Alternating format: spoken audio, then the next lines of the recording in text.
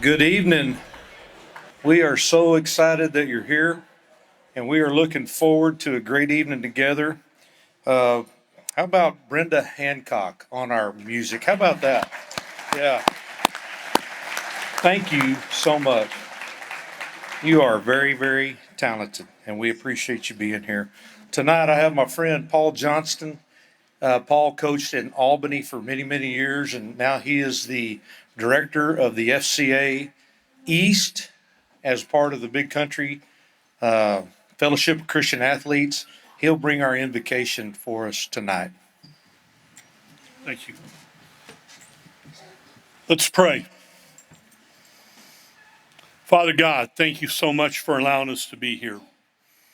Father, thank you for allowing us to live in Texas. Amen. We'll try that one again. Thank you for allowing us to live in Texas. Father, thank you for your mercy, for your grace.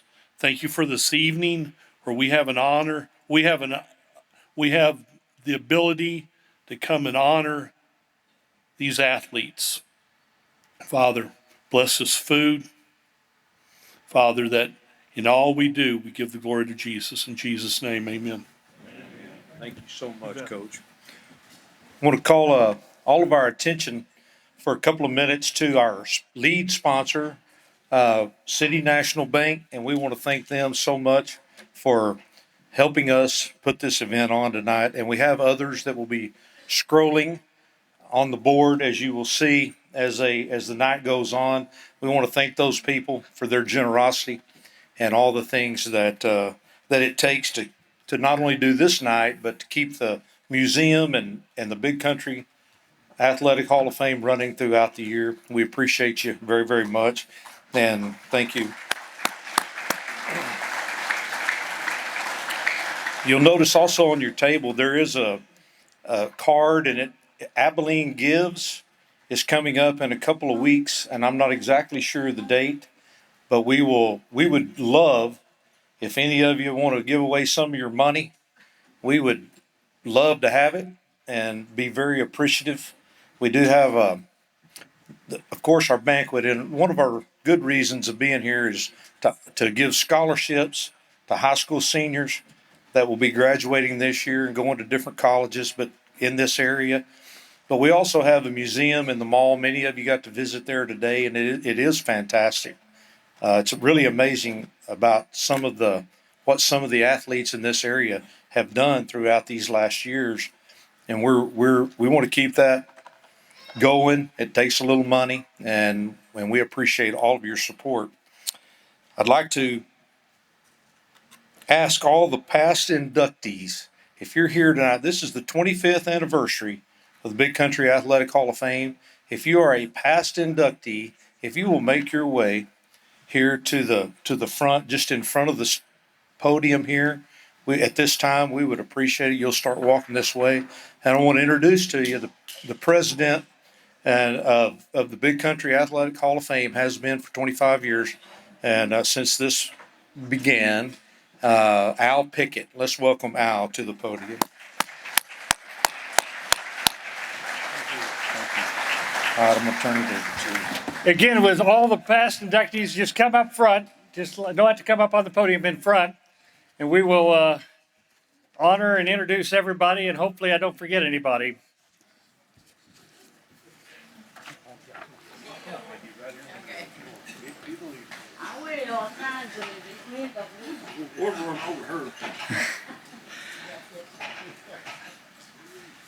What I'm going to ask each one of the past inductees to do is kind of step forward when I introduce you and raise your hand so everybody knows who you are. Well, I'm going to begin. And our current inductees, if you would meet over here with Carol Sanderson, and we'll get started with the introduction of them. So current inductees, would you meet over here on the far side with Carol Sanderson? Okay, here is, we invited, let me start this. So we have 260 people we've put into the Big Country Athletic Hall of Fame. Obviously, some are deceased, many are living elsewhere and could not come, but we had a great turnout of those who did come. And in no particular order, I'm going to introduce those that we have. We begin with I'm trying to look. I see Bev Ball. Bev's back at the table. Bev, longtime AISD and McMurray swim coach. Ray Berry from Cooper, Baylor, and the Minnesota Vikings. Frank Biggers. Is Frank here? Yes. There is Frank. Okay, I didn't see you. Frank played at Wallace High School in Colorado City, then for one of the leading scorers in the nation for Cisco Junior College. Bob Carruthers from Abilene High went on to play professional baseball. Larry Dipple from Stanford, who went on to be a longtime coach at Amarillo High. Gerald Galbraith, the key member of the team of the century from Abilene High, and the Galbraith family has had 3 generations playing in the Abilene Independent School District. Julie Goodenough. Is Julie here? There she is, right in front of me. I couldn't see you down there. Julie's from Haskell, started a coaching career at Hardin Simmons, and now, of course, you know her as the coach at Abilene Christian University.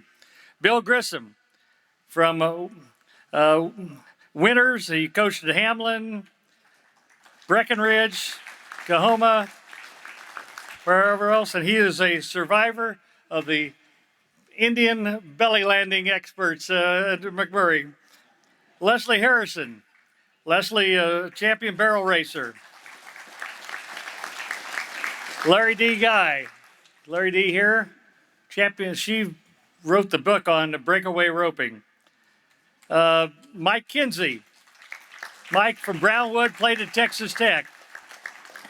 Adri Lakey Whitefield from Roby, and was a 3 different event national champion at Angelo State. Rick Myers from Cooper, played tennis at TCU and played professional tennis on the pro circuit. Mindy Myers from Mundy, one of our original inductees in the inaugural class. Mindy is the most decorated athlete in UIL history. 24 times in basketball, cross country, and track, they hung a medal around her neck at a UIL state competition. And I'll give a plug. Mindy's had a big weekend. She just got a daughter married on Saturday, right, Mindy? Mark Oates from Abilene High and Oklahoma, a nice NCAA champion gymnast. Lynn Lawhon from Bront, but actually was a longtime Southwest Conference and Western Athletic Conference referee and a fill-in the NFL. Also, Ron Payne from Breckenridge, played for Coach Emery Ballard. Brad Pursley, collegiate champion in the pole vault at ACU from Merkel. Trey Ritchie from Jayton. Is Trey here? Trey is the only person to win a 6-man state championship as a player and a coach. And he's done it 6 times. Twice at Jayton and 4 times at Borden County. Bob Sanderson, the longtime gymnastics coach at Abilene High. Leanne Scott, longtime tennis coach at Cooper, won 3 consecutive state championships. Tom Stanton from Cooper and played at Baylor, baseball and basketball, and longtime was former athletic director at Baylor. And scored 50 points one game for Cooper. As Tom tells it, nobody knows it because Jack Mildred and the Cougars were playing in the state championship football game the same day. Carlton Stowers. Is Carlton here today? Carlton is a media longtime writer for the Dallas Morning News, author of books, and of all of us who have been in the media category, he actually was an athlete. He ran track at the University of Texas. Phil Swinson. Phil here today? Phil, a longtime, he's from Avoca, longtime coach, won some state championships at Hamlin. C.H. Underwood. Coach Underwood was a winning coach of the very first 6-man game ever played, state championship game at O'Brien. And he won over 300 games as a basketball coach. Steve Warren, the winningest coach at Abilene High football history, and the engineer of the 2009 state championship. John Paul Young. Did John Paul make it here? I think he was here this weekend. Was not here. And in a weak moment, they actually put somebody named Al Pickett in the Hall of Fame, so it's an honor for me to be here. Did I leave off on anybody? Thank you so much, and appreciate you all coming to be here as part of our Hall of Fame and 25th anniversary. You can take your seats. Who? Okay, I'm sorry, I left out Greg Berry. Greg, where you at? I'm sorry.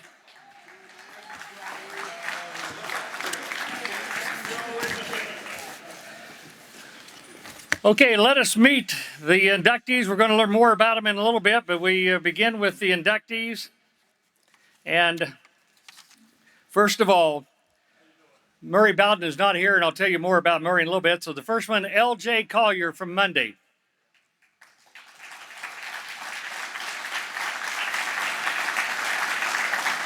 Andrea Gilbreth McMahon from Abilene High. Jerry Larned, who's represented by his widow, Beth Larned. Grab a seat all the way down. Jason Marshall from Cooper and Texas A&M. Kami Norton Ritchie from Albany. Ernie Park from Wiley.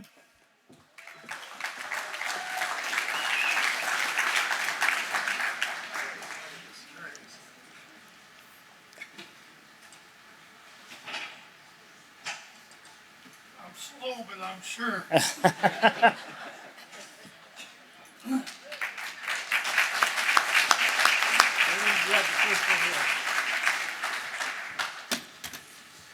Jim Reese from Abilene High and ACU.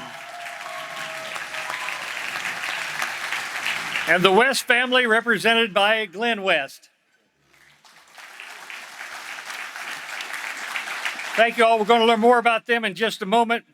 A couple quick things. First of all, how about the shed? How about a hand for, is our food good or what? We may not learn a lot of things. We learned to serve the shed here for this dinner.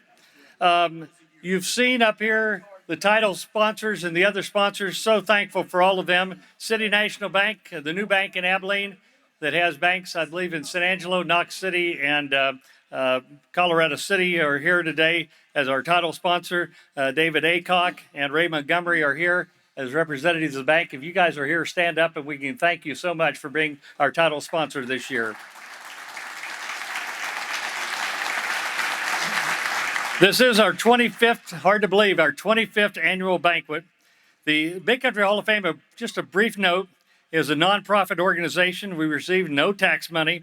Everything we do is funded by this banquet and by our sponsors, donations, and contributions. And we would like to thank the Big Country Athletic Hall of Fame Board of Directors. If you're on the Board of Directors, would you just stand so we could give you a hand? We're a nonprofit organization.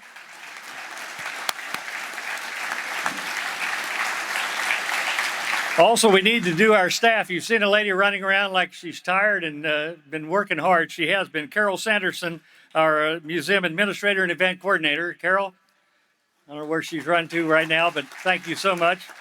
And the rest of our staff, our assistant administrator who handles all the website and social media, Bryson Shake, and our other staff members, Susie Pond, Vicki Kahutek, and Brenda Smith. And we could not do it without you. They're the ones that do all the work. Thank you very much. In addition to keeping the history alive of the Big Country, we do several other things. Besides run the museum, we hold a reception at the end of each sport where we honor the state medalist in that sport, and those pictures stay up in the museum for a year. We just had 120 people attend a basketball banquet. We're preparing for a powerlifting one this coming Sunday. We also give 12 $1,500 scholarships to graduating seniors. You've seen the names rolling along on the screen here. We're going to have that reception in a couple of weeks to honor them. And we've now given over $190,000 in college scholarships, and we're appreciative of that. At the back table, I have a brand new book out called It Must Be a Big Game, and we included in the book a brief bio of all 260 people we put into the Hall of Fame. If you have not purchased one before, I encourage you to do so. All the proceeds go to the Hall of Fame. The books are $20. And again, hope that you will go there to purchase a book after the end of the banquet. And of course, we've done a special program this year with the 25th anniversary, including some quotes and stories from some of the inductees who responded. Our museum is in the Mall of Abilene. We're open 7 days a week, and we've been averaging between 500 and 600 people a month visiting the museum. Part of the reason for that is the public service announcement that has been running on the local TV stations. And I'd like to play that 30-second commercial and then introduce the guy who made that possible. So if you would roll that, the 30-second commercial on the Hall of Fame, that for those of you not in Abilene, it runs a lot here on TV stations. We're so pleased with that. The Big Country Athletic Hall of Fame is a nonprofit organization dedicated to the preservation of sports history, highlighting the spectacular achievements of the greatest athletes with ties to the Big Country. Come by and celebrate as we salute and honor the lives of those that gave us great joy as they inspired others and promoted the human spirit. The Big Country Athletic Hall of Fame is located in the Mall of Abilene, and admission is free. The guy who did that for us is Rob Westman. Rob, would you stand? We can honor you. Thank you so much. Great job. Some other people to recognize: Randy Cluck put together the videos with AISD TV that you're going to see in a few minutes. We also have Cody Coyle, who is our photographer, and 83 Entertainment is handling all the lighting and running the videos and all that. So it takes all of them to do it, and we're so appreciative. So let's begin with meeting our inductees. As I mentioned, Murray Bowden is our first one. Murray had a conflict at the last minute, lives in Houston, but let's see his video, and then I have some words from Murray to read along to you and tell you a little bit about Murray. So Murray Bowden, our first inductee into the Hall of Fame.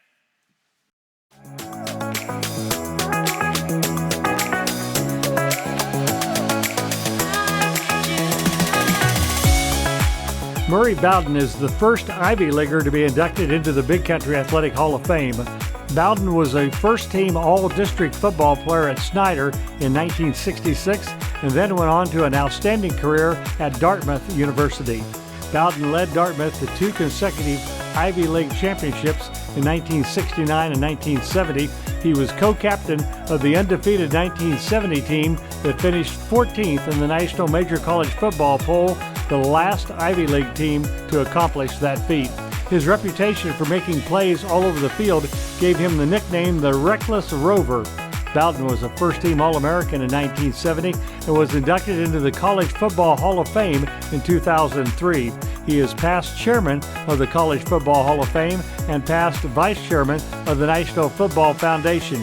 He earned the National Football Foundation's Outstanding Contribution to Amateur Football Award in 2018 for his contributions to the construction and management of the College Football Hall of Fame in Atlanta. Bowden is the founder and executive chairman of the Hanover Company, a real estate investment company in Houston. Hanover is one of the most active national apartment development companies in the country and has developed more than 70,000 units across the nation. Now, another honor for Murray Bowden, the newest member of the Big Country Athletic Hall of Fame.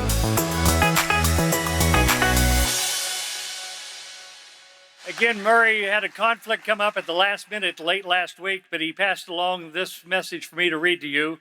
He said, "First, congratulations to my fellow inductees. It is such an honor to be recognized for all the hard work that is necessary to reach the heights of perfection in any sport. I want to thank the Big Country Athletic Hall of Fame for its efforts to honor the achievement of its inductees. I would like to draw attention to the fact that none of us, the inductees, got here without a help from a whole lot of others who are not here tonight. As I think about my journey through life to arrive at the Big Country Hall of Fame, I cannot escape the fact that I was not alone. There were so many people, coaches, family, friends, and teammates who supported and guided me down the path that led to this night.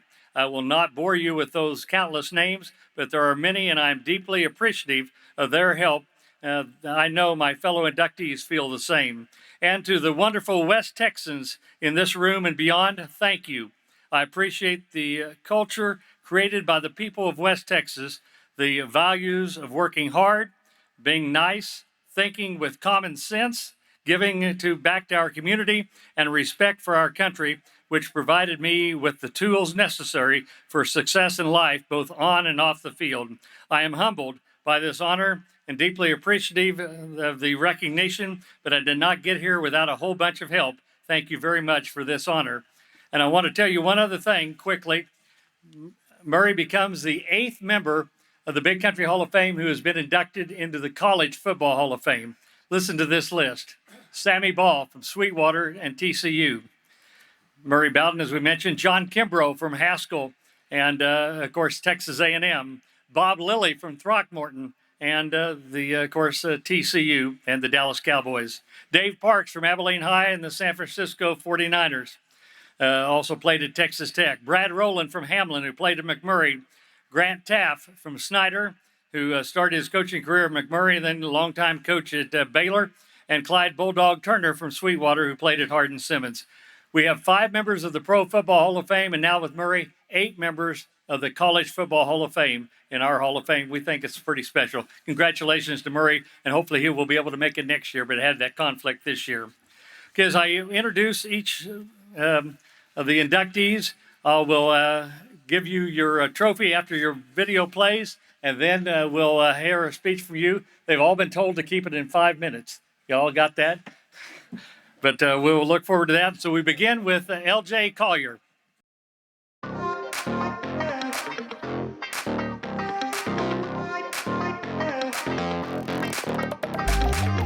From tiny Mundy, Texas, to a first-round pick in the National Football League draft, L.J. Collier has enjoyed a remarkable career. As a junior, he was named the defensive MVP of the game as Mundy won the state championship. He recorded 6 tackles, a sack, a forced fumble, and returned an interception for a touchdown in leading the Moguls to the state title. He was named the District 8 1A defensive MVP as a senior and then signed with TCU. As a redshirt freshman with the Horned Frogs, Collier had 4.5 sacks and blocked a field goal against Georgia in the 2016 Liberty Bowl. He had 4.5 sacks again in a win over Stanford in the 2017 Alamo Bowl, and then closed out his career with a sack in TCU's win over California in the Cheez-Its Bowl. Collier was the 29th pick in the first round of the 2019 NFL Draft by the Seattle Seahawks. He started all 16 games at defensive end in 2020 for the Seahawks. He signed as a free agent with the Arizona Cardinals in 2023 and has signed a 1-year contract with the Cardinals each year since then, signing his most recent contract in March. During his NFL career, Collier has totaled 72 tackles, 6.5 sacks, and 1 fumble recovery. Please welcome L.J. Collier as the newest member of the Big Country Athletic Hall of Fame.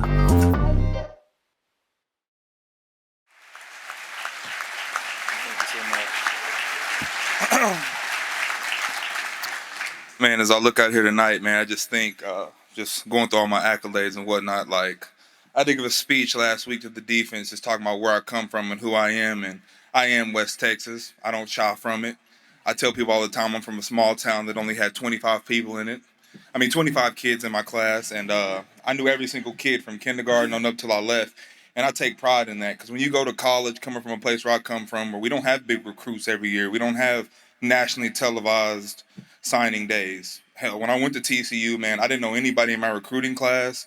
I came in late. I met everybody that summer. I didn't know any of the guys. I just came in. Gary Patterson gave me an opportunity, and my whole first summer, they called me Monday. They wouldn't call me by my first name. They wouldn't call me by anything. You know, I tell guys what classification I played in. They say, "Oh, you went to a 1A? Like, you guys were the early games of the state championship," and things like that. So I took pride of that, and like, everything's cool. Like, it's all fun and games when you're working out, but there's no difference between us and those guys that go to 5A school, 6A. The only difference is they have more kids. I put a lot of those guys to shame when we put pads on.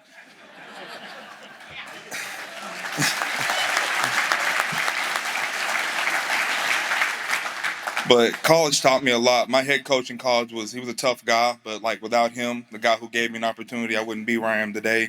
He taught me a lot about defense, about tough, hard work. When he came to Monday, Gary Patterson, the guy who's got all the accolades in the world, everything you can think of, came all the way to Monday to see me. And he told me what it was going to be like. He said, we're going to run a lot, we're going to lift a lot, and it's going to be one of the hardest things you've ever done. And I bought right into it because I wanted to go to college, and he was exactly right. He told us who he was, how he was going to coach us, and man, to this day, going on my 8th year, there's not a defense I can't learn. There's not things I can't pick up. Like at this point, like man, so I owe a lot to him and a lot of other people that are out there in the crowd for me tonight, man. So for me to go in those NFL locker rooms every day and just every other year that I've been there, man, it's coming from all this, man. It's just like you got to take a step back because guys that don't come from like guys from Monday don't get chances like that very often. So for me, man, it's always special. And every year I get to come back, I sit down, I tell my wife all the time, like, this is a blessing, if it's anything, because I'm not supposed to be here. Guys that go to 1A schools don't get opportunities like that. And I ran with everyone I got when I was in college. We were fortunate enough to be very good when I was in high school. And college was a very blessing too. And even to be 8 years in the NFL, man, I'm very blessed. My family is very blessed. And like, man, it means the world to me to be here tonight. That's why I made sure I came up when they asked me to come. Because I talk about where I'm from all the time. People don't believe it when I tell them it's very small. I grew up, like, I tell you, I had 25 kids in my class. And I loved every bit of it. Getting to run the streets and things like that, man, it was fun. Like, I loved growing up in Monday. It made me who I am. My dad, who here tonight, man, he took us out in the front yard. He taught me everything I know. Everything I knew, man, so I owe a lot to my pops.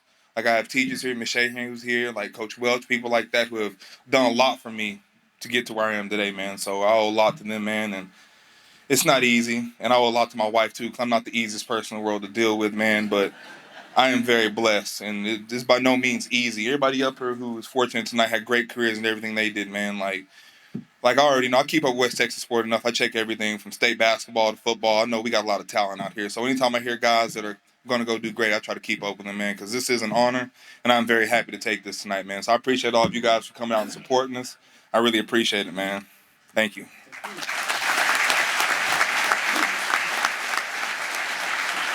Thank you, LJ. Next, Andrea Gilbreth McMahon, as you look to the MCH Kenworth video board.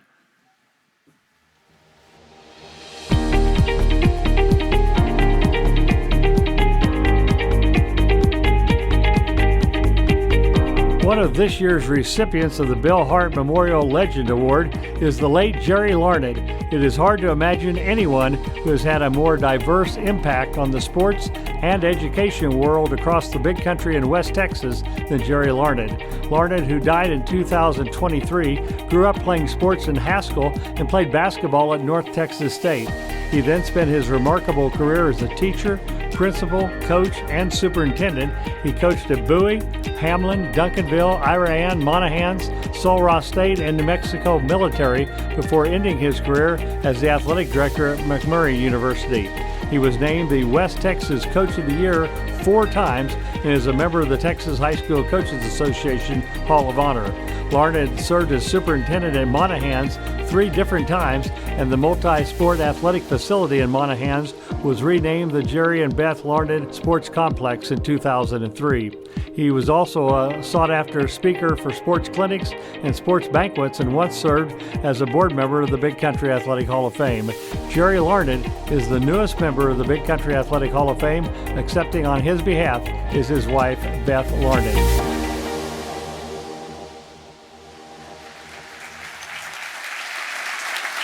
Beth, let's have a picture here. I'll set that there for you.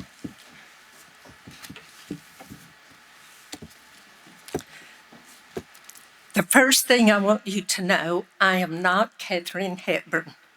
We just happen to have the same malady. And you know what? She didn't stop acting, and I'm not going to stop talking. So you'll just have to bear with me. And plus, I'm old. For those of you who knew Jerry, you know that he would have come to the microphone and immediately started entertaining you. He was something else from the time I first knew him. When we started dating, he told me there were some things I needed to know. He said he graduated from Haskell High School, most likely not to succeed. He said, but I went on to North Texas and did better. I played basketball, and I even graduated. Lottie, Miss Claudie. I took a chance and married him anyway, and we were able to celebrate our 60th anniversary.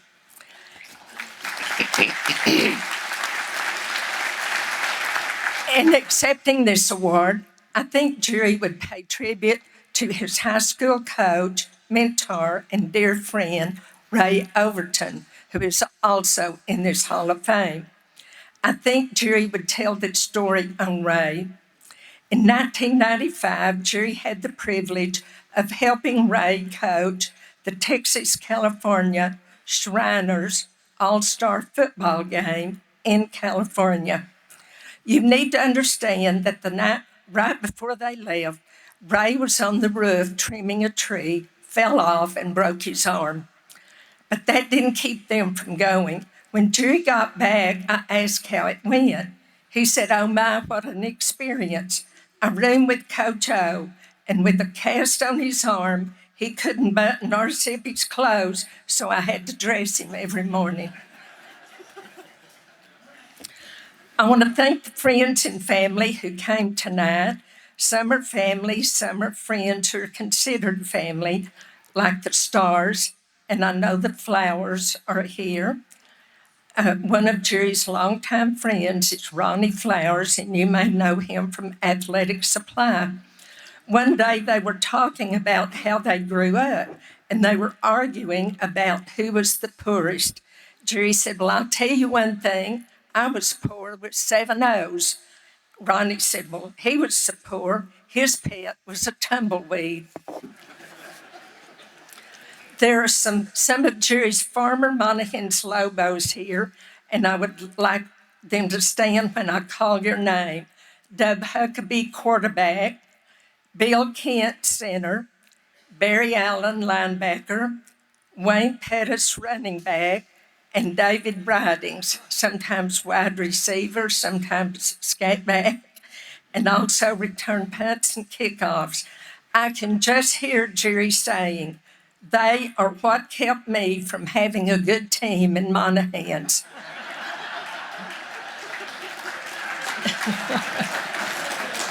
He would say that, right?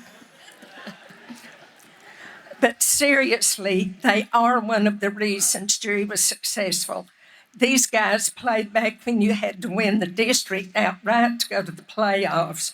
When they reminisce about their playing days, one of my favorite stories is when we had to beat Pecos in Pecos to win district. Jerry had the Lobos practice a play just in case called the polecat. This is the play where Pettis, a running back, was to take the snap and not run but throw the ball. Ridings lined up to the left, and all the linemen were to the right. Pettis took the snap, and the field was wide open. He wanted to run, but he knew Coach Larned said, "Do not run."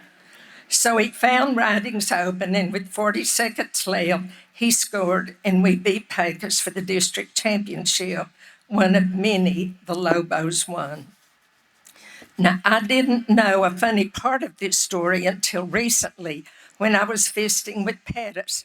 He said when he went to the sideline, Coach Larned was so excited that he grabbed him and kissed him on the cheek, and Pettis was like, "What on earth, Coach, are you doing?" All of these players here tonight receive football honors from all district to all state. They could entertain me for hours with stories about Coach Larned. Most importantly, though, apart from football, they remain like sons to us. Thank you for being here, but most of all, thank you for loving us, checking on your old coach, and now me. Receiving the Bill Hart Legends Award is very special. Bill was a legend himself in the field of sports writing. He was recognized many times as Sports Writer of the Year by many organizations, one of which was the Texas High School Coaches Association, of which Jerry was a director. This is indeed an honor, and I want to thank the board of the Big Country Hall of Fame, on which Jerry served for several years. Thank you for choosing Jerry for this award. He was truly a legend, and I think you can say that he may have graduated, most likely not to succeed, but he did, because tonight he was just inducted into his 4th Hall of Fame.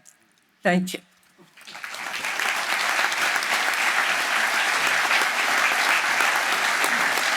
Steph, thank you very much. Now let's try again with Andrea Gilbreth McMahon.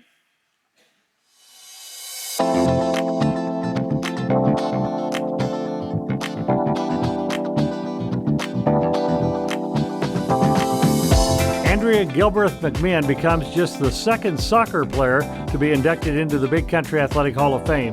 She was a 4-year letterman in cross country, track, and soccer at Abilene High, earning 12 letters. Gilbreth McMahon was a 2-time district champion in the 800 meters and was a 3-time regional qualifier in cross country in 1994, 95, and 96. And she was first team all-district selection in soccer. But her soccer career really took off when she went to Hardin-Simmons University, where she became one of the most dominant soccer players in school history.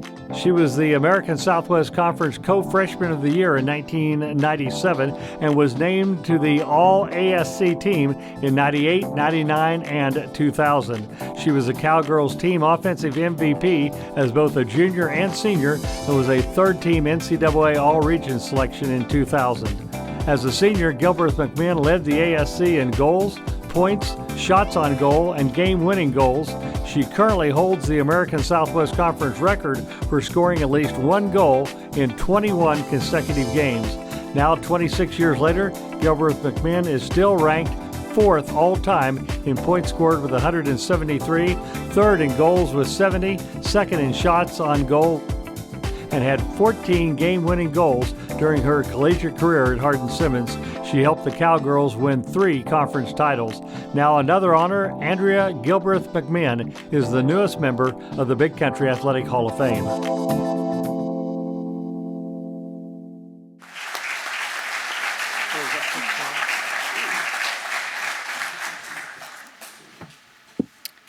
Well, this has kind of been a trip down memory lane. I had to go through 2 attics to find the newspaper clippings and photos. At one point, I had to call my son Slate to come pull me out because I was wedged between a box and a suitcase.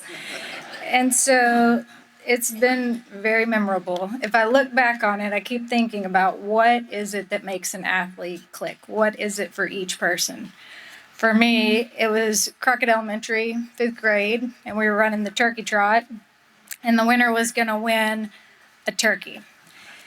And I guess we'd been practicing for a couple weeks because Coach White had us running a lot, and so some of my friends started making fun of me when I would get tired, and my arm would roll. And so this went on for a couple of days, and so I guess I told my dad what was going on, and he said, well, you know how you fix that? And I said, no. And he said, you beat them. You beat them every day. And so that kind of triggered for me. And so I was so happy to carry home that frozen turkey. That's the only frozen turkey I've ever won. But so that's kind of what started it for me, starting running. I always loved to run. I played soccer, travel soccer my entire life. But in middle school, I was running the 2-mile and the mile, and the goal was to PR and win city. And so 2 weeks before, Coach Barbie sends me to Coach Wheeler and Coach Miller, I believe, and she says, today you're going to run with them. And I'm like, why am I going to run with them? So I then became a member of the boys track team, and so that went on for a few weeks. And that's not a really good look for a girl to run with the boys, but the goal was to win city. And so the city meet comes around, and I PR in the 2-mile, and later in the day I PR in the mile. And so it's time for the mile relay, which I'm the anchor leg on. And so Coach Barbie comes over and says, if we lose this race, we lose the city meet. And so I was like, no pressure. And so I'm the anchor, and so by the time I get the baton, I'm about 100 meters behind the girl in front of me, who's one of my friends from Franklin. And so I just take off. And I don't remember anything except for it was quiet and the lights were bright. And I crossed that finish line, and the announcer said, Lincoln has just won the girls' 1,600 meter, and they've also won the city meet by 35 points. And I don't know any event in track that earns 35 points. So I could have walked that race, and we still could have won the city meet, but she told me that we couldn't. So for me, the bonus was that she became my soccer coach in high school. And so I got to terrorize her a little longer. And then Coach McCaden was also, she also had to put up with me. Some mornings at 4 a.m., she'd come knocking on the door because I'd missed the bus or whatever track meet we were leaving for that day or cross country. But the miles and the days and the years of running and being a part of the team and a group, we all know you don't get there by yourself. You get there with the people who push you the most, your parents, but everyone has their own story of how they get there. I don't feel like my soccer career really took off until Hardin Simmons when I just focused on soccer. But when I look out in this room and I see Bev Ball and all of my old coaches and parents and friends from Crockett, I just know that this is kind of what I think heaven would look like. So all my favorite people in one room. We might not be dressed like this, but if I had to pick it, this would be. So thank you for this. It's been an amazing journey. It's been great for my kids to get back and see, because sometimes it's not about how you get there. You just got to get there, but you don't get there alone. So thank you for this.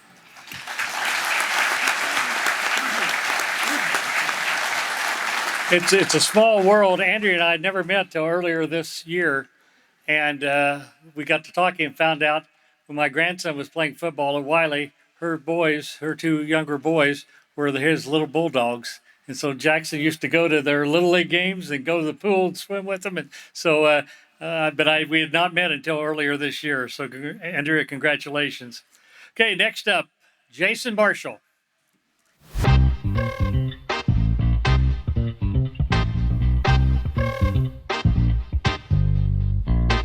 The biggest sports story in the big country in the late 1980s was the Abilene Cooper High School baseball team, and Jason Marshall was an integral part of those great Cougar teams. Marshall was a 4-year starting shortstop at Cooper and a key member of the 1987 and 1988 Class 5A state championship teams. The 1987 team was ranked by USA Today as the #1 high school baseball team in the nation. He then went to Texas A&M, where he was a 3-year starter at shortstop. As a senior, Marshall led the Aggies in hits, runs, RBIs, and games played, and was named the team's MVP. He was drafted in the 13th round of the Major League Baseball draft by the Kansas City Royals in 1992 and then played 4 years in the Royals organization, rising to the Class AA level. Marshall was an assistant baseball coach in college at Texas A&M and McMurray before moving to UT San Antonio for 19 years, the last 7 as the Roadrunners head coach before resigning in 2019. His 2013 team won the Western Athletic Conference title and played in the NCAA tournament. His career record as the head coach at UTSA was 208 wins and 189 losses. Since ending his coaching career, Marshall has operated a baseball training facility in Boerne, continuing his remarkable life in helping promote the sport of baseball. Please welcome Jason Marshall as the newest member of the Big Country Athletic Hall of Fame.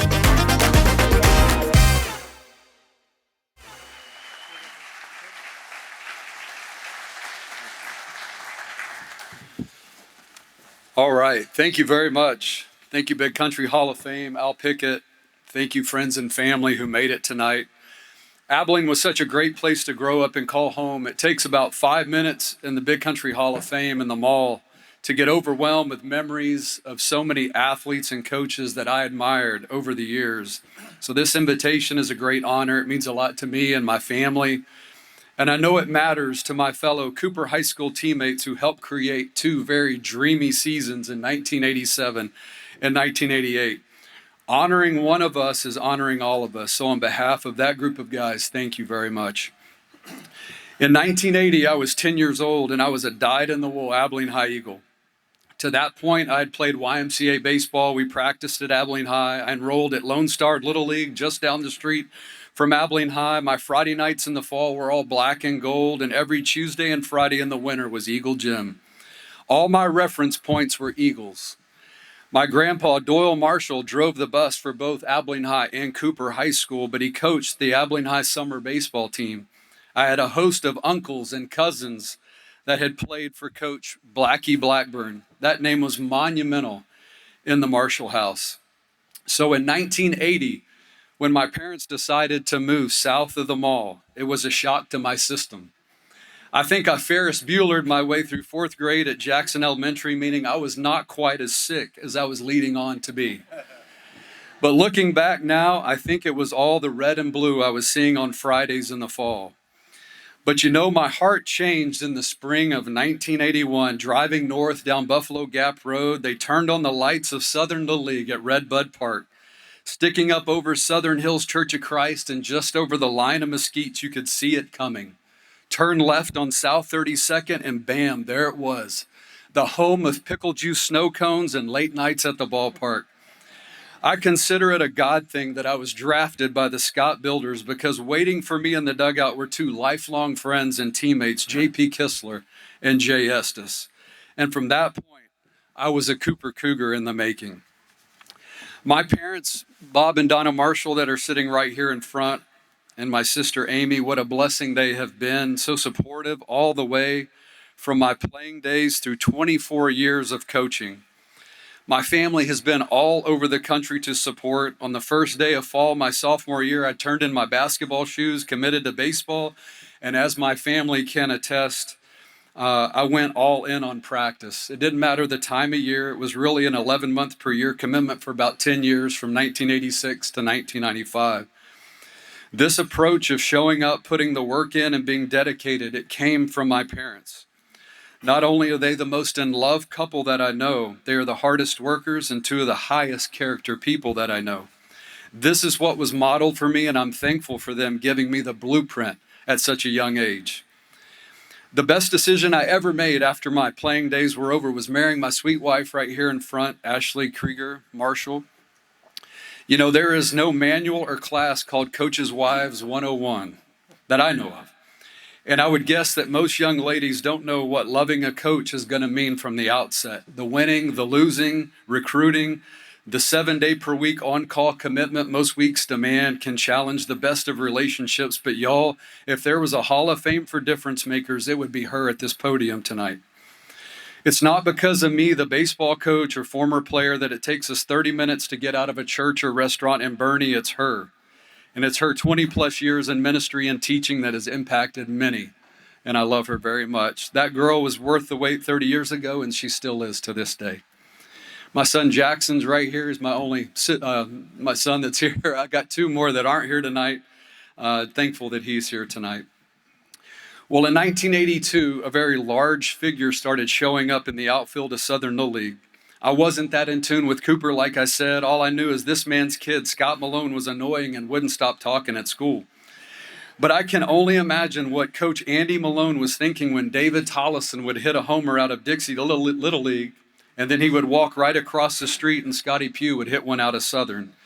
And Abilene Junior and Senior League were already full of great players. His intuition was spot on in coming to Abilene. What a gold mine. Roughly 25 to 30 future college baseball players and 8 pro athletes, all within 3 ballparks and 4 graduating classes of each other. You know, we all need someone to believe in us at different stages of our growing, and Big Ange, as we affectionately called him, believed in me. I think about how hard it might have been to move the Texas High School Player of the Year, David Tollison, to the outfield to allow me to play shortstop as a sophomore. I think about walking in his house and he would say, "Marsh, we got to get some weight on you." So he would throw a steak on the grill. I think about when he pulled me out of the lineup at a home game versus Midland Lee after making 2 errors in the first couple innings and probably making my mom blush with very colorful dialogue. I tried to get around his belly, but he just wouldn't let me pass until he got his point across. "Coach, I heard you loud and clear, and it only took one time." Or the day he called me in his office and asked where I wanted to go to college. He was the first person to ever ask me that question, attaching baseball and education with the next steps that I had no idea would set the course for the rest of my life. Well, like the video showed, you guys know the rest of the story. 63-10 in 2 seasons at Cooper, 2 state titles, 25 wins in a row, 10 games without an error, batted over 400 as a team. We defeated 4 future major leaguers on our way to the state title. Off that 87 team, 15 players played college and 7 were drafted or played professional baseball. And then in 1988, we finished second in district, but that was the first year they let second place teams in the playoffs. we obliged by sweeping through the playoffs undefeated in 1988 for another title. We weren't Mojo Magic and Friday Night Lights. We were Cougar Pride on Saturday afternoons. And those were some incredible weekends with Cooper baseball and some of the best memories a teenager could be lucky enough to live. I want to thank a couple people. I wanted to thank the storytellers of that time, the late Dave Martin and Gary Strickland, David Bacon, Phil Ashby, Al Pickett sitting behind me, Chuck Statler, and who could forget back then Steve Busalaki live with sports. I don't know if y'all remember Steve. All of the great media personalities during those years that brought that team to life. We owe a lot to them for telling the stories and making a group of teenagers feel larger than life. So many made Cooper High School a great place to go to school. Shout out to Nancy Lewis. She got me through Spanish 2. Teresa Thurwanger and one of my faves, Luella Cochran, got me through math help and all the different maths at Cooper. Kathy Ashby, Sandy Pugh, Russell Barrett, Thelma Loya, Jim Reeves, Wanda Armstrong, Kay Price Hawkins is here, and Lynn Mendenhall, and so many more. Y'all were the all-star team behind the all-stars. Y'all made Cooper High School an amazing place to go to school. In conclusion, I want to thank one more person, and he's the most important of all when it comes to college baseball and beyond for me. You know, when Coach Malone asked me where I wanted to go to college, I quickly said the University of Arkansas. It's where I always had wanted to go. But after going to Aggie baseball camp in the summer of 1987 and meeting Mark Johnson, I thought to myself, there's something about this guy that is different.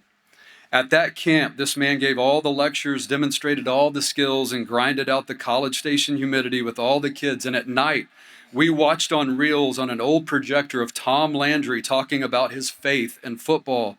And then Mark would stand up and give his Christian testimony to the 100-plus campers. After that camp, he called, he wrote, he showed up at games, and then he showed up at my house that fall to make an offer. I honestly didn't know much about what being an Aggie was going to be about, but I did know Mark Johnson was and still is one of the best men ever in college baseball. And I give Mark all the credit for convincing me that he thought I'd be a good coach, and then asking me to stand and speak in front of a fellowship and Christian athletes group in 1992 to give my testimony for the very first time. Little did I know that'd be the first of about 500 of those around the United States. And I owe it to that. Owe much to him, and we named Jackson Mark after Mark Johnson. So thank you again to all my friends and family who made it here, and to my teammates who have sent a host of texts. I love you very much, and congrats to all the inductees. Thank you.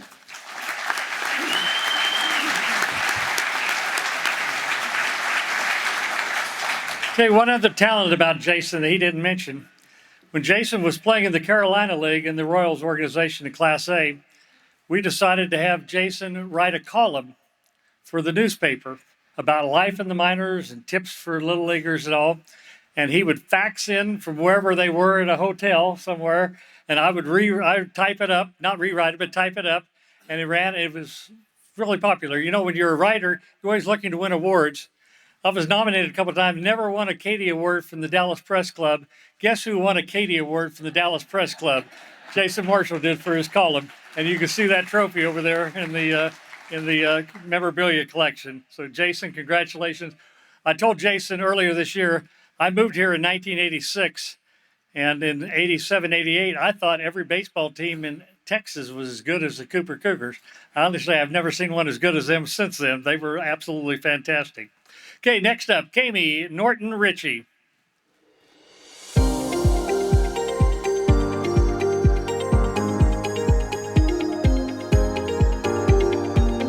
Kami Norton Ritchie of Albany enjoyed a remarkable track and field career. She won 9 track and field state championships with the Lady Lions, including 4 gold medals and a Class 1A state record in the 300-meter hurdles. She also earned 3 gold medals at the state meet in the 100-meter hurdles and tied the Class 1A state record. She earned 5 other medals at the state track meet in the long jump, high jump, and 1,600-meter relay as well, and was also a 4-year letter winner in basketball, averaging 20 points and 16 rebounds a game as a senior at Albany and earning all state honors. Norton then went to Texas Tech as a heptathlete for 1 year and finished her career at Angelo State, where she was twice named the Lone Star Conference Academic Athlete of the Year. She won 2 NCAA Division II national championships in 2018 in the heptathlon outdoors and the pentathlon indoor, becoming only the 5th NCAA Division II athlete to win both the pentathlon and the heptathlon in the same season. She also earned indoor All-American honors in the 60-meter hurdles and the long jump, and outdoor All-American honors in the long jump in 2018. She was a national finalist for the prestigious NCAA Woman of the Year Award in 2018, which recognizes female student athletes who have distinguished themselves in their community in athletics and in academics. The latest honor for Kami Norton Ritchie is her selection as the newest member of the Big Country Athletic Hall of Fame.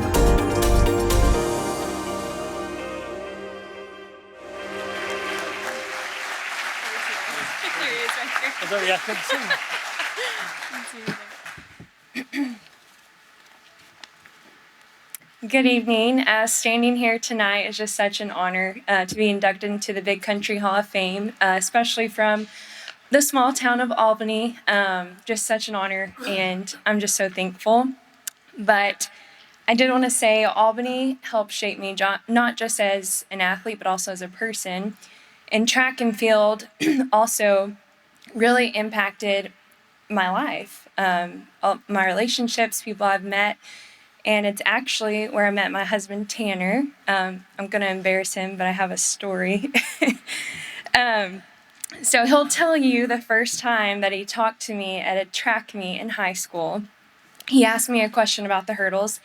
And to this day, apparently he said I rolled my eyes. That's the story he's sticking with, but I guess it worked.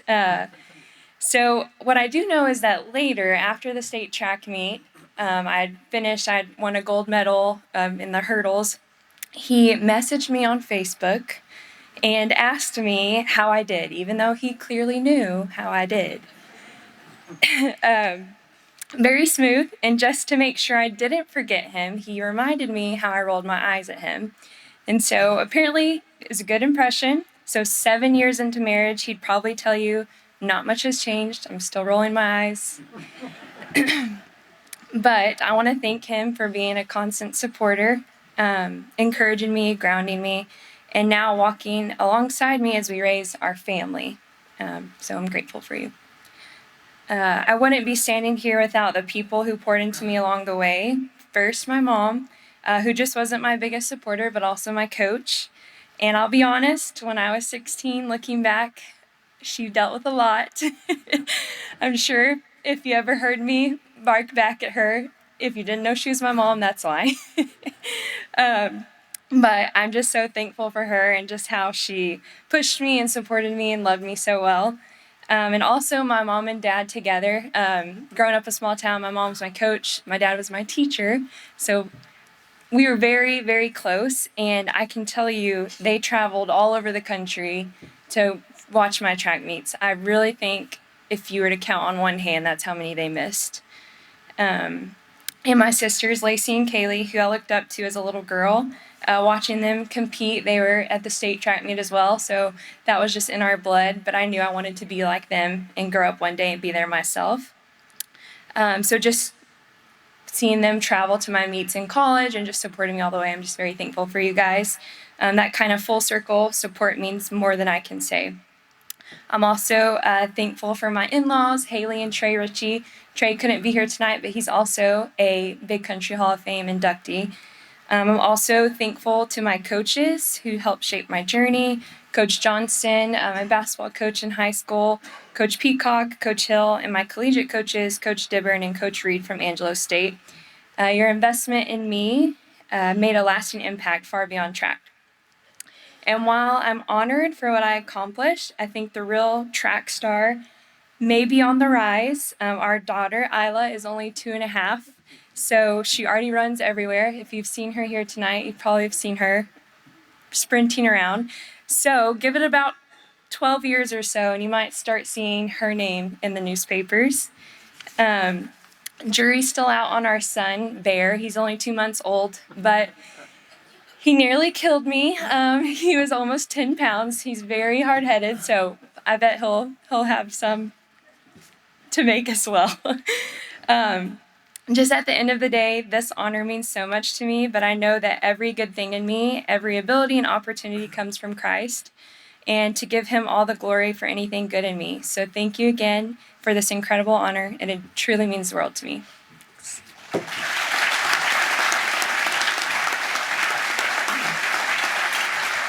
Came to get your daughter's nomination in early here for the Hall of Fame.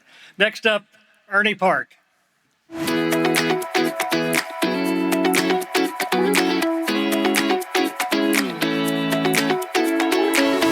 Each year, the Big Country Athletic Hall of Fame names 2 recipients of the Bill Hart Memorial Legend Award, named for the legendary Abilene Reporter News sports writer, honoring athletes who competed more than 60 years ago.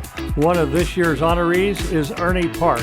Park, who now lives in Clyde, played high school football at Abilene Wiley and was named the Associated Press Little All-American Offensive Lineman at McMurray University. He was drafted by the San Diego Chargers in the 1963 American Football League draft and played on the Chargers AFL Championship team as a rookie.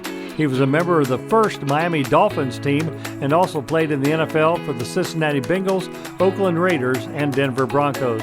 Today, we remember the career of Ernie Park as the newest member of the Big Country Athletic Hall of Fame.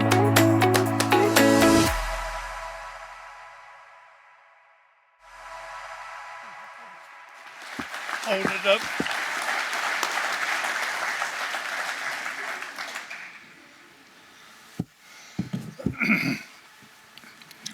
My son probably remembers a lot about me more than I do, and he wants to speak after I finish. I had a burning urge when I was told I would receive this honor to tell it like it is or like it was.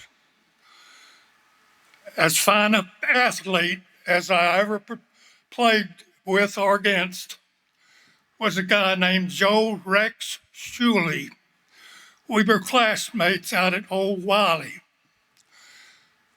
He could do it all. I never seen such a complete athlete. Our junior year, after football, before track got going, we were visited by a slew of college coaches. Abe Martin, head coach of TCU, pulled us out of the office and shook our hands and said, "I want you 2 boys to know that you got full scholarships to TCU." Several schools made likewise offers.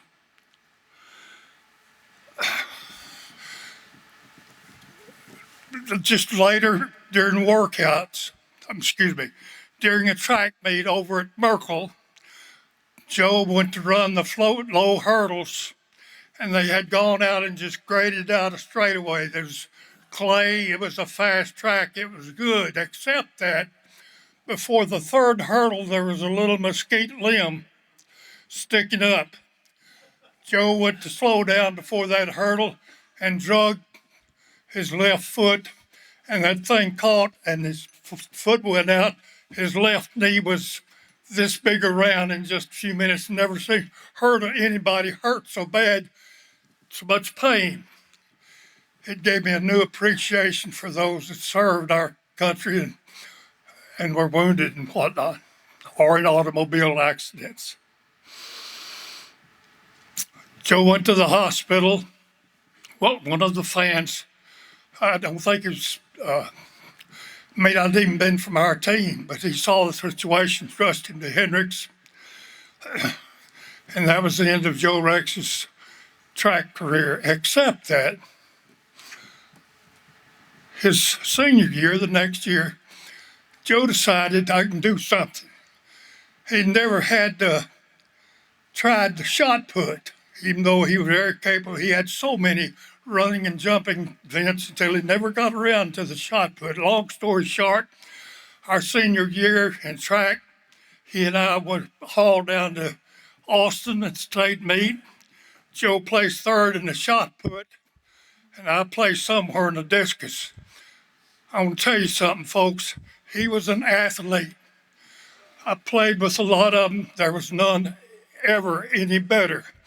Tell you that TCU came to visit, they didn't want me. They wanted Joe. I never heard from them again.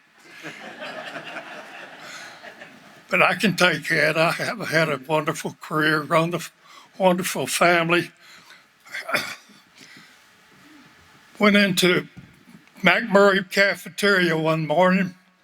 We had worked out for football. This is my junior year, maybe my senior year. Anyway, we had breakfast and looked up, and there in the chow line were two angels. And it was a little bit of a tough decision because they were twins, and one just caught my eye a little bit more than the other. And the more we got together, the more I saw that she truly was sent from heaven. Wonderful children. She raised wonderful children. She had a good farming family background. And I want to tell you something. I'll tell you another story right quick. I got to back up a little with it. When I was a kid, maybe the first grade or so, my dad would get up. It's before we had electricity, down 5 miles west of Cross Plains, peanut farmer and dairy. Anyway, Dad would get up, put on a pot of coffee about 4:30 or so, and sit at the table, which is about as far here to you from my bedroom, and the door would be open. Dad'd be drinking coffee, and he'd prayed. Well, he read the Bible first, probably 15 minutes. He'd pray in kind of a loud whisper, and I could hear him. Quite often, included in his prayer was something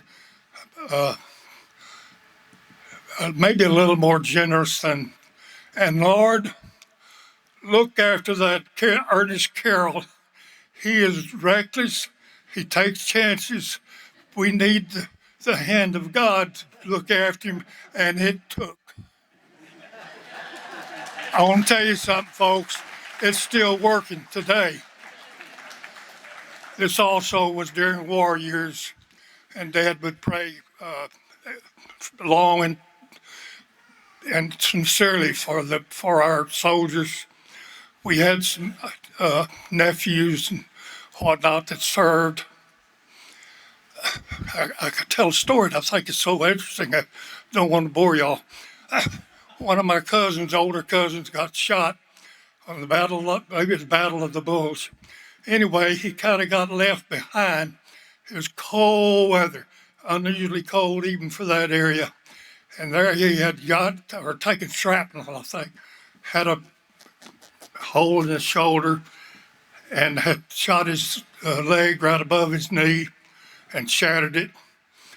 And he kind of got left. The troops made their charge, and he was kind of left behind in the forest. It was an unusually cold day.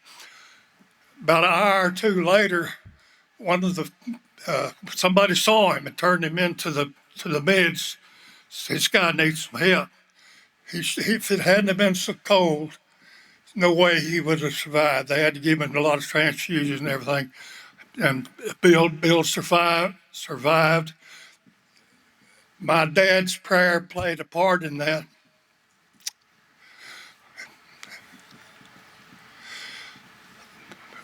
I don't know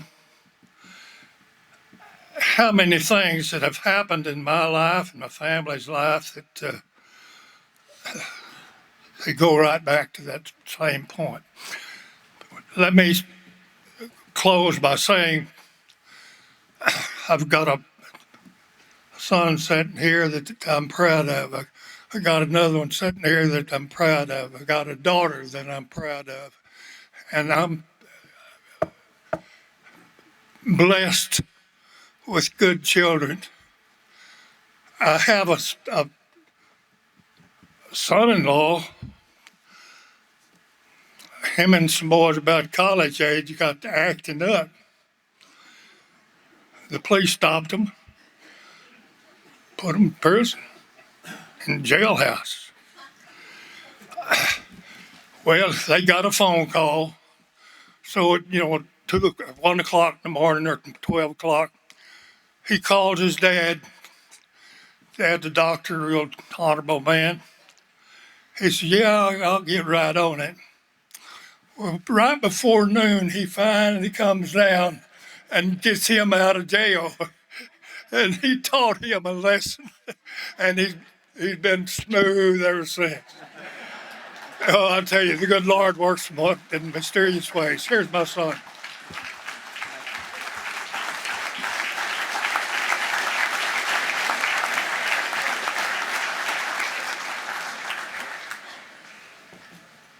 Well, about this time yesterday, Dad asked if I was going to give the speech for him, and then when we were standing up here, he said, "I think I'll do it."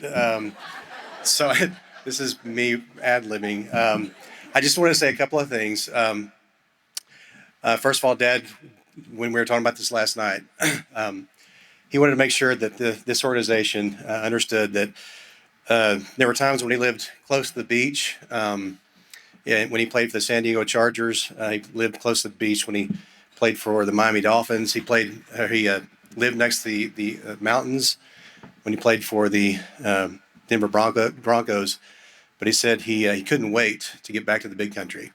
So this is his home, and we live in Clyde, or I don't now, but he still lives in Clyde, 15 miles away from here. So this has always been home for him. So he's very grateful for this honor. The last thing I want to say is, as he was asking me to give this speech for him, he said he's just not really feeling very well. In fact, true story, this happened last night. He called the family together, and he said, I have something very solemn to say. He said, I don't think I can twerk anymore. True story. So you'll have to speak for me.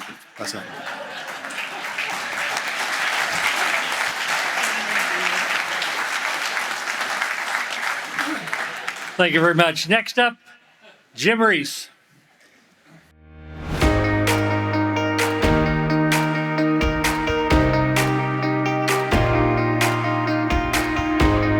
Should Jim Reese be noted as a Hall of Famer for his playing career at Abilene High and Abilene Christian University, or as a coach with the Eagles and the Wildcats? Well, the answer is yes on all accounts. He was Abilene High's quarterback in 1970 and 71 and led the district then known as the Little Southwest Conference in passing and total offense. In baseball, he was an all-district second baseman at Abilene High as the Eagles won 3 consecutive district championships. Reese then went to ACU, where he led the Lone Star Conference in passing and total offense as both a junior and senior. During the 3 years that he was the starting quarterback, the Wildcats posted a record of 23-8-1. He holds ACU's single-game school passing record with 564 yards. He was selected the All-Texas NAIA quarterback as a senior. Reese was voted the MVP of the San Jacinto Shrine Bowl in 1976 and was voted the MVP of a team that included future NFL players Wilbert Montgomery, Johnny Perkins, and Cleve Montgomery. He was the District Coach of the Year at 2 different schools and 2 different sports. He was the District Baseball Coach of the Year at Cooper in 1982, the District Baseball Coach of the Year at Abilene High in 1997, and the District Softball Coach of the Year at Abilene High in 2019. Abilene High went to the baseball playoffs in 1994 with Reese as the new head coach. It was the Eagles' first postseason appearance since Reese was a senior, playing for legendary coach and fellow Hall of Famer Blackie Blackburn.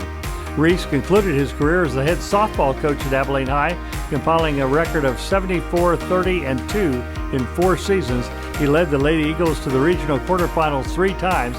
His 2020 team was 18-5 and ranked number 3 in the state before the season was canceled because of COVID.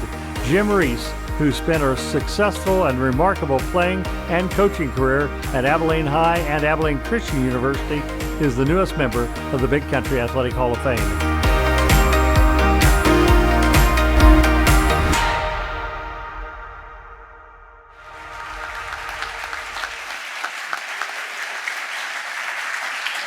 Leave this up there, I'll forget it, I'm sure. So,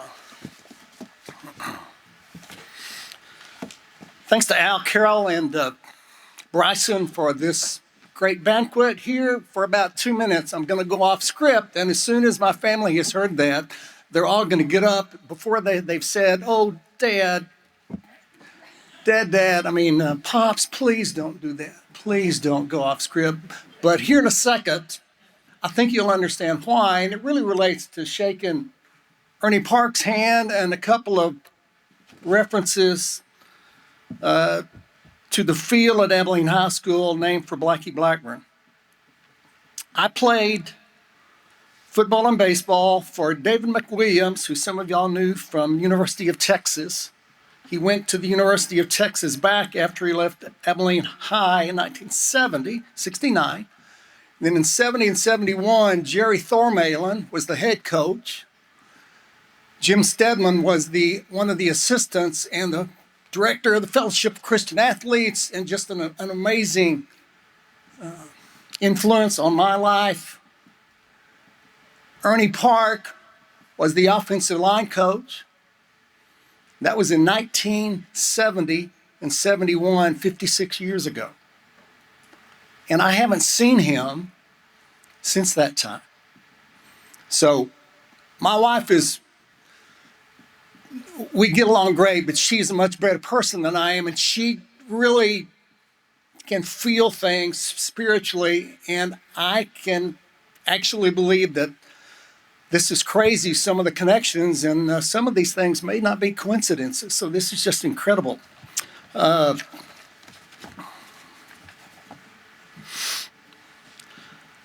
heroes are my dad and my father-in-law, Poppy and Dad. My family here knows that Dad and me, Mom, were extremely competitive, but one thing was more important than that, and both Poppy and Dad were elders at their church for over 45 years. And they had a commitment to Christ that was more important, and winning, as my family well knows, my kids know, and Jody knows, it was really, really important. But it was even more important to me, Mom. She was even more competitive. So we're playing. It could have been Darren Lackey and I. It could have been John Lackey and Justin Reese playing, but there was a game in one of the gyms in Abilene. And I hear me, Mom, from the sideline screaming about her grandson not getting enough playing time. And screaming, and Justin's not in enough and not in enough. The funny thing, though, that Darren and I were the coaches. And that didn't bother me, Mom. When me, Mom, would go to the stadium in high school and in college, she would walk up and tell the people by him, "I just want you to know my son's the quarterback, and I better not hear any negative talk from any of them."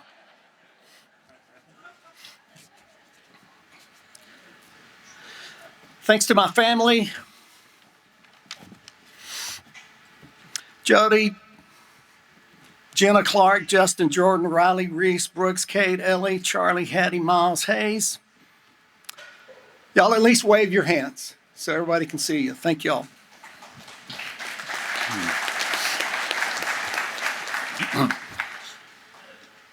I'm going to try to get back to the script, but I'll also talk a little bit more about maybe what's more important. Any athletic ability I had comes from God and Leon Reese.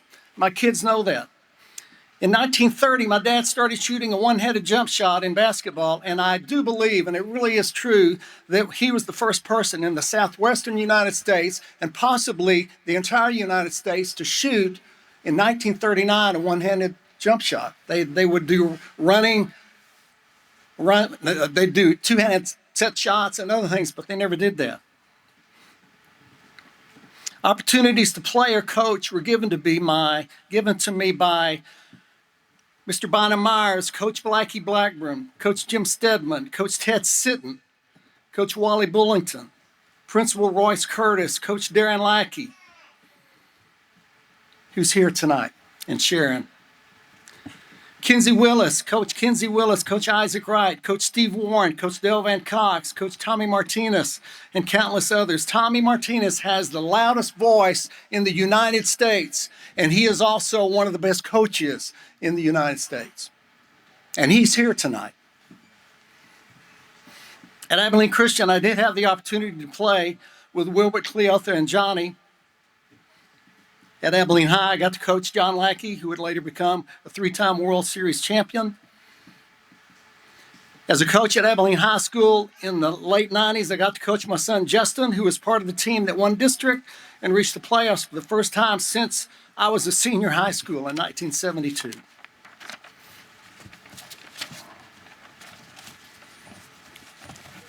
As a head baseball coach and head softball coach, I coached the 2 best high school catchers I've ever been around, Hannah Lopez and Chris Churchill. I watched great high school pitchers like John Dallies, his nickname was Ball Game, Josh Duvey, Aubriana Salazar, and Kalen Washington. And finally, the last time I coached the best softball player hitter I have ever seen in Alyssa Washington, who played for the University of Texas. And all these people, my family, my friends, my coaches, and my mom and dad, my wife and kids, have literally saved me on multiple occasions. There are lots of things you believe are important when you're 24 and moving into the real world, and you start to believe we're just going to kind of have a slope that continues to go up, and it's going to be good here and get better and better and better, and you really have no clue how difficult life can become. Amen? But the difficulty is in the midst of great joy. It's both. It's not either or, and most of the time you have difficulty with great joy. I have 6 or 7 here from my campus ministry days at University Avenue Church of Christ who came up and kept me sane. My wife did better than I did probably, but we got to meet and become great friends with people we had never known. Lanny Henniger was a great preacher. Just all these people that I want y'all to meet. If y'all are here from University Avenue, raise your hand. Thanks, right there.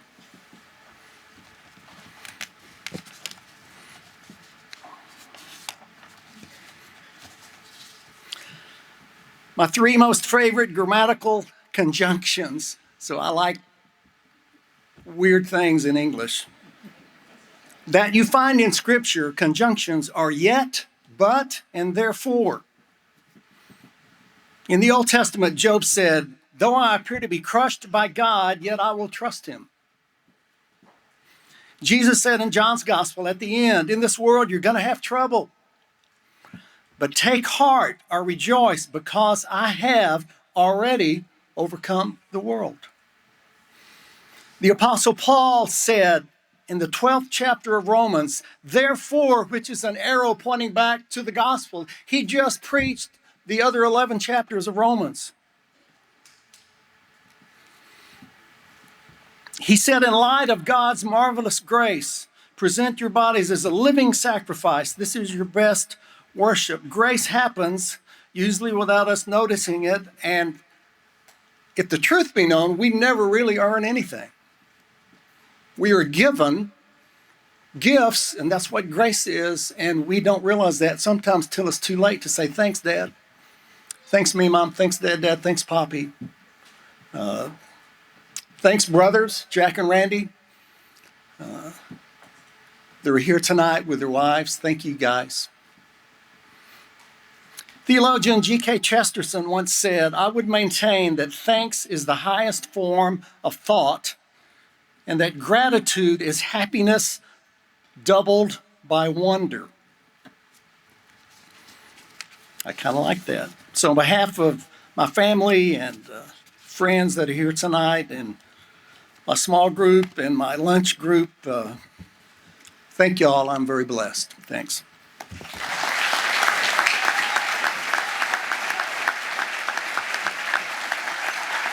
Every year we do a legacy award, and this year it is the West family, and you'll learn more about them if we turn to our MCH Kenworth video board and the West family.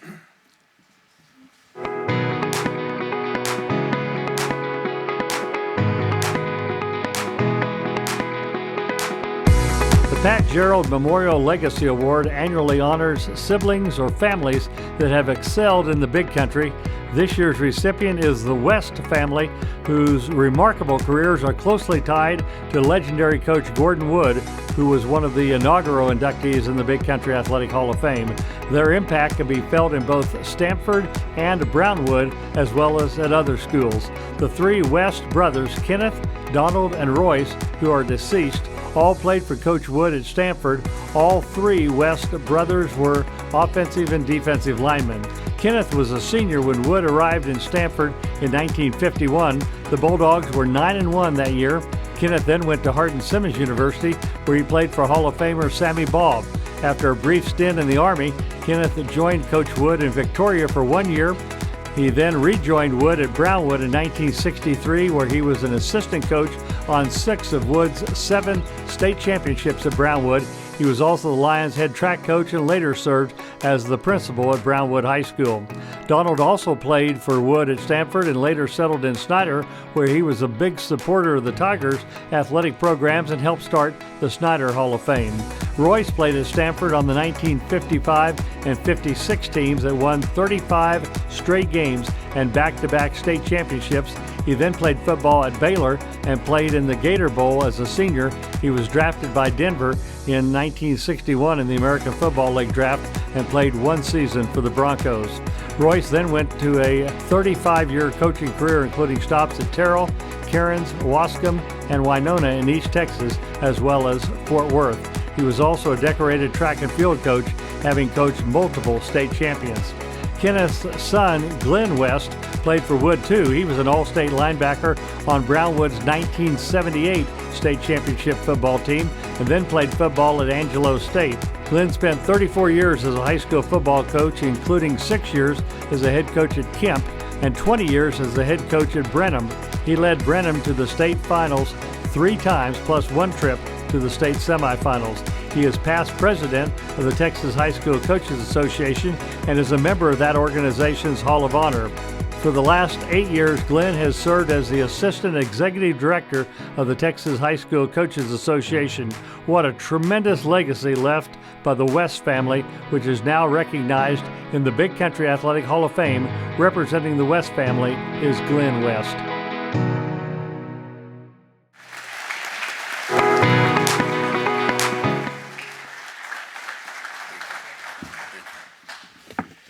Thank you, and first of all, congratulations to all the inductees for the honor, and thank you for the Big Country honoring our family. I am Glenn West, son of Kenneth West and nephew of Donald and Royce. We have a very large, loving contingency that's here tonight to celebrate those guys from Stanford, Texas, or better yet, from 202 East Bunkley, as they would say. And so because of time, I'm going to introduce the immediate family only, because we'd be here all night if I did everybody that's here. But the direct spouses and children of Royce's family, we have Dr. Cynthia West here, his wife, and his 2 sons, Rock West and Royal West. From Donald's family, we have Debbie Hicks and Donna Larson. And from Kenneth's family, we have Claudette West, his wife, my sister Kay Parrish, and myself. And then from my family, we have my wife Julie and daughters Gracie and Gretchen. And so we're very thankful to have everybody here.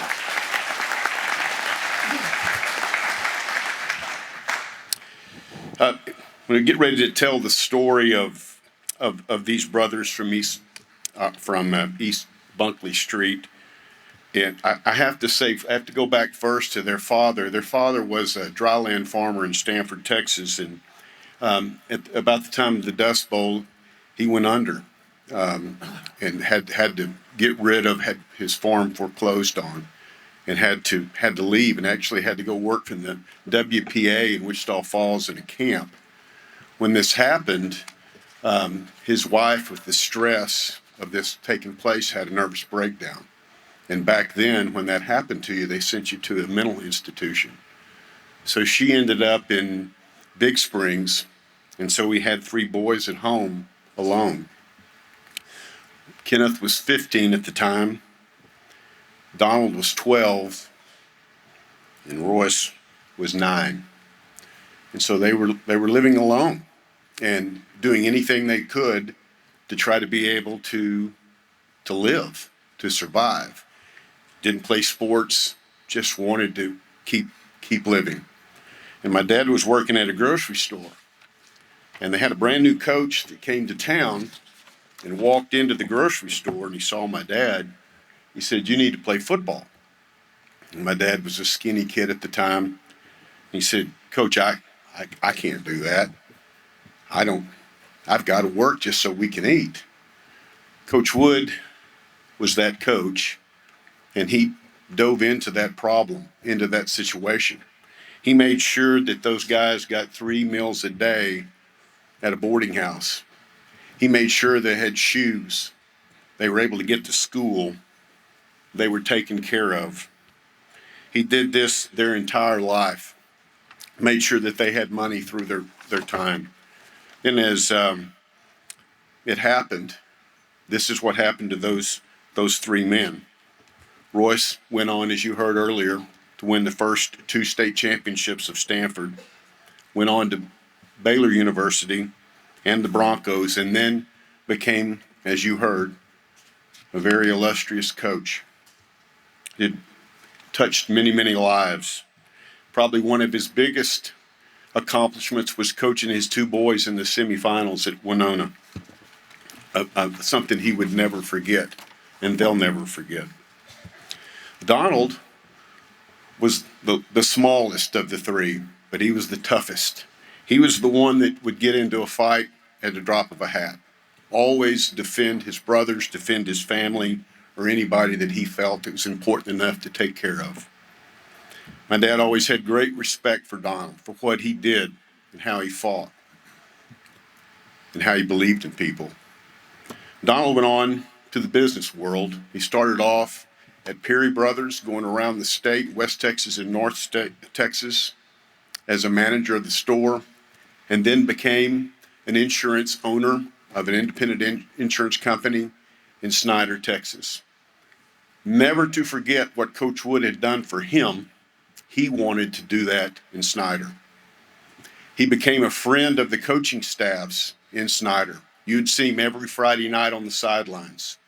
He would, anything that needed to be done in that school, he was willing to do it because of what happened to him and for him. He started the Snyder Athletic Hall of Honor, in which we have a shirt over here for what he did. Again, doing what he saw when he was a boy and needed it the most. My father, Kenneth, went on, as you heard, to play college football for Sammy Ball. Murray Evans actually was the one that got him there, and then Sammy took over. Of course, Coach Wood never let Dad go along without him being around. So when Dad came back from the service, he got him a job and introduced him to my mother. And then it started. Dad met up with Coach Wood again in '63 and stayed with him the entire time. He won 6 state championships, coached in 7. As said earlier, coached me in 1978 with Coach Wood and became a high school principal at Brownwood. Those 3 men that had a real chance, in fact, if you were going to bet, would bet that none of them would make it, maybe one. They all 3 really made it. In fact, they painted it forward. They reached out to in their communities and in front of young people and changed lives. There's people here tonight that's lives were changed because of them. They did this because somebody did this for them. And that's the power of coaching. And that's the power of athletics. And in a world that we live in today, when we want to talk negative and what people have done to us and how this has happened and that's happened, how about the fact that somebody maybe doesn't have the best draw in life, but they figure it out. And they figure it out because there's people that love them, that get to them and let them reach potential that they never thought they could do. These 3 men and all the family that's here tonight are products of what was told to them when they were 15, 12, and 9. And oh, by the way, my first name is Gordon. I'm Gordon Glenn West, and my godfather is Gordon Wood. Thank you.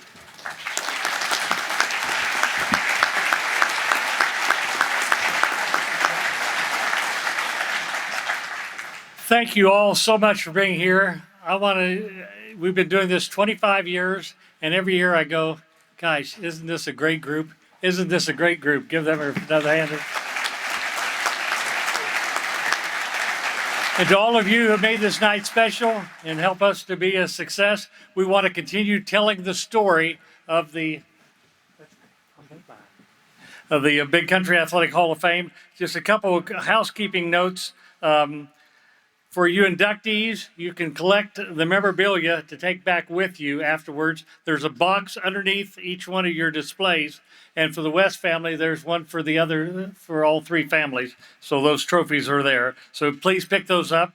For you past inductees, we want to get a picture afterwards of everybody here that we can display in the museum. So please come up.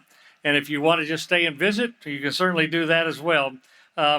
And if you would love, we would love to have you purchase a book that has a bio of all 260 people into the Big Country Hall of Fame. It's just $20, and that helps all the proceeds going to the Big Country Hall of Fame. That concludes our program. Thank you so much. I hope you enjoyed it. And I think Alan Wardis, our vice chairman, has something to say. Yeah, I do. Thank you. That doesn't conclude our program yet.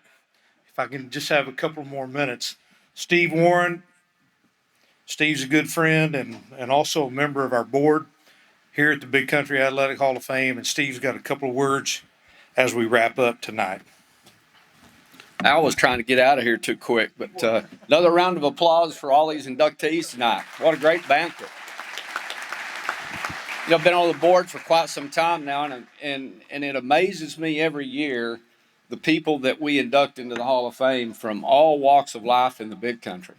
But one thing is always clear from every single person that comes up here and speaks.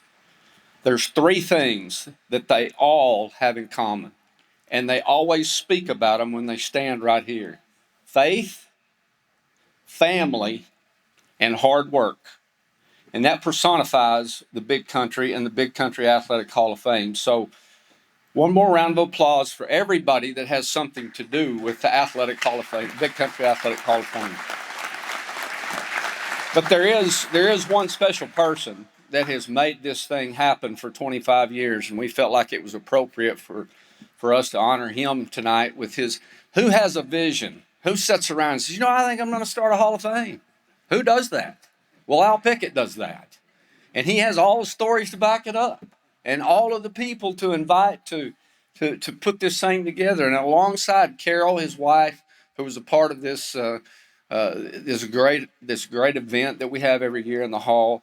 I believe she was a part of it for 15, 20. I can't imagine the conversation when Al decided, when he came home and said, hey, Carol, let's start a Hall of Fame. I mean, again, who does that? Al Pickett does that. And I would like for you to be a part of helping me honor Al and Carol Pickett. If you'll stand and give them a round of applause for what all they've done for the Athletic Hall of Fame.